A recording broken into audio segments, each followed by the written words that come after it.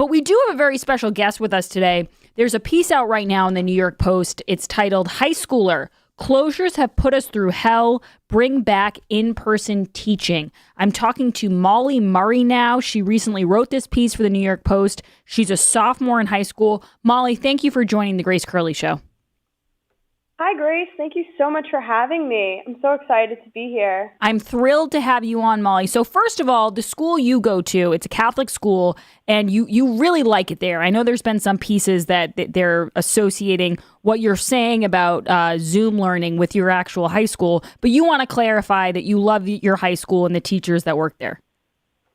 Yes, I'm so grateful. I've been in person since September from the start, 5 days a week. I'm extremely grateful for all my administrators, teachers, all the faculty and staff that they've done to make sure that we're in person all the time here at Our Lady of Mercy Academy. And yeah, it's been really great having to be back. Now, Mollie, your piece focuses more on other students who do not have that advantage. They are learning at home. They're stuck at home. Some of you make mention of how many kids are not playing sports right now, not participating in extracurricular activities. But I want to kind of drill down on the point you make about experiencing a deep teenage funk. A lot of my listeners are no longer teenagers, myself included. What was that? What did that mean for you? Yeah, so you always envision your high school experience. Everyone talks about, oh yeah, my freshman year, my sophomore year, my senior year. No one ever says, oh yeah, my freshman year I was in a global pandemic and I missed out on half of my year. It makes me sad to think about how much I missed out on from this virus. And to think that I've gone back, but kids are still missing out. It's been 367 days. It's been a full year, and some kids still haven't gone back to the building. It makes me sad to think about that they're not experiencing what high school truly is. And Mollie, the point you make, you say, if we could just get back to in-person learning, maybe we could revive the way of life that we once had for America's youth. And this is really just a question for you. Do you think it's going to be that easy, or do you think some people now are going to really struggle with this return to school? I mean, I feel like people are just kind of stuck. They sort of need to get over this bump. If we can get kids back in school, if we can start having the whole country back in school, the transition to back to normal would be so much easier, I think. Because if everyone's just back in school, then more stores can start opening up, which I know they are. But everything can just start opening up more, and it'll be an easier transition for everyone. Right. Now, let's talk a little bit here about after-school sports. You call them end-of-day incentives. Talk to people a little bit about how many kids are missing out on this and what you think it means to not have these sports after school, to just kind of be stuck on your couch all day long. Yeah, so in this last spring, I missed out on my softball season. I've been playing softball since first grade, and having to miss out on that was truly upsetting. And I know for the seniors and juniors, people need these sports to get into college. If they don't have the academics, they need an athletic scholarship. So for some kids, they weren't able to go to college without that scholarship. And if you're home, you have no motivation to do anything. If you don't know that your school is not having your sports team, or all the soccer fields are closed off, why would you go outside and practice? There's no point to it. You have no motivation whatsoever, and it's forcing kids to just become lazy. And also, you talk about the emotional toll it's taking on kids. And talking to you now, I know that you've been in school and you seem like you're handling this well, but you said that it's no wonder that 1 in 4 young adults reports having suicidal thoughts. Have some of your friends ever reached out to you, and are people feeling depressed, or is this just stuff we're seeing in the news? I mean, it was really hard on me during quarantine. I cried almost every day. There was a young boy in my town who over the summer actually committed suicide. I couldn't even imagine what was going through his head when that happened. But there's no one to reach out to. If you don't have school, it cut off all that line of connection and support, the teachers, your friends, people you don't normally talk to. You just lost them. You didn't see them again when you were on the screen. There's no point. You can't just start a conversation online. You just you lost all relationships when we went into quarantine. And Mollie, I think one thing you do in this piece, and it's wonderful, and I congratulate you so much. You're a high school student, and you're in the New York Post, which I read every single day. I've never gotten any of my stuff accepted into the New York Post, so I commend you for that. It's an excellent, excellent piece of work. You talk a little bit here. You talk a little bit here about the science and the survival rate of this virus. Do you think it's time to open up for good? Yeah, I think so. I mean, I just don't understand it. If people are saying wear your mask, why are we still having to quarantine if you're quote unquote exposed to someone? If we're all wearing our mask, then how are we still getting exposed? I don't get it. My brother's stuck at home with 72 of his classmates because he was exposed, but he was wearing his mask. What is that?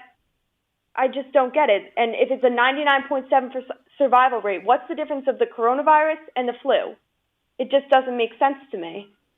I'm talking to Mollie Murray. She wrote a piece, Closures Have Put Us Through Hell, Bring Back In-Person Teaching. Another thing you talk about, Mollie, that I've been hearing a lot from different people, mostly parents, is this kind of easy grading system that's going on now. A lot of these classes are becoming more pass-fail. You talk about grade inflation. Do you think that this is going to hurt you guys in the long run when you go back to school and all of a sudden, the teachers aren't giving you kind of these passes? Most definitely. I feel like I know from a lot of friends that don't go to my school, it's just they're taking the lazy way out. They don't want to go back to school and actually have to take a test in person when you can just look up the answer. But what are kids going to do when you can't Google the answer to something in life? You won't always have that. You can't just go online and Google what to do. You need to actually be learning skills in school and know what to do. You have to study for stuff. You can't just take the lazy way out. Right. And one of your final lines here, you say the bottom line is this: remote learning creates robots while in-person learning creates intelligent individuals and citizens. We need to stop making excuses and get our students back inside school. I think the social element of it, and I even see it now, Mollie, I don't know if you ever experienced this, but when I'm with my friends now, it has been a really long time and here I am, a 28-year-old person. I've socialized a lot in my life, but you do kind of feel rusty and you feel a little awkward. I can't imagine being in high school and being gone for a full year. I already feel so insecure, and then I go back into this high school and I haven't interacted with people in a year. That's got to be tough. Yeah, it's really hard because I walk into some of my classes and it's just silence. Like, you would come to school and there would be kids talking. The teachers would have to take 10 minutes to quiet them down. But now everyone's just sitting there in awkward silence, and it's like, where did all the energy, where did the excitement go to be with your friends, to socialize? I miss that. Over quarantine, I miss seeing my friends every day. It was so hard for me, and I'm just so grateful that now I can be back and see them every day. That makes me so sad that you say that you walk into school now and people are so silent. I see it too, though. We all have these masks on every day, and you do start to feel kind of like a shell, like you're just going through the motions of everything. Yeah, you can't see when someone's smiling or not. I'm walking down the hallway and I see their eyes squint a little. I mean, I think they're smiling, but it's sad. No, most definitely. Mollie, thank you so much. Is there anything else you want to say? I know you want to give a shout out to the teachers at your school who have made your experience a lot better than other kids, but I hope for everyone's sake. Oh, Mollie, actually, I do have one more question. Have you guys seen an influx of new students? Are parents trying to get their kids into your school? Because it seems like your school's doing it right. Yeah, our school's doing really great. Yeah, we have had a few girls transfer here, which is really nice. But yeah, I just want to give a big thank you to everyone at Our Lady of Mercy, and also to Sohrab Armari at the New York Post for actually giving me a chance and publishing my article. I wouldn't be here without them, so thank you. Mollie Murray, and I'll tweet out your column, and I'm sure this will not be your last one. It's a great piece. Thank you so much for coming on the show, and we hope to have you back on soon, Mollie, when you publish something else. Yes, thank you so much for having me. Alrighty, if you're thinking of replacing your carpets due to pet stains and odors, you must try Genesis 950. The reviews are amazing, as this is one product that actually works. With water, it breaks down the bonds of stains and odors, so they're gone for good. Its antibacterial component removes pet odors from carpet and padding. It can be used in a carpet cleaning machine, and it's green, which is great, because it's safe for your family, for your pets. You don't have to worry about it. But my favorite part about Genesis 950, it's made in America. That's huge, especially today. If you're tired of pet cleaners that don't work, or you're tired of waiting for things to come back in stock, check out Genesis 950. 1 gallon of industrial strength Genesis 950 makes up to, get this, 7 gallons of cleaner. It's great for everywhere, not just if you have pets. It's great for bathrooms, for counters, for kitchens. Anything you can think of, Genesis 950 has you covered.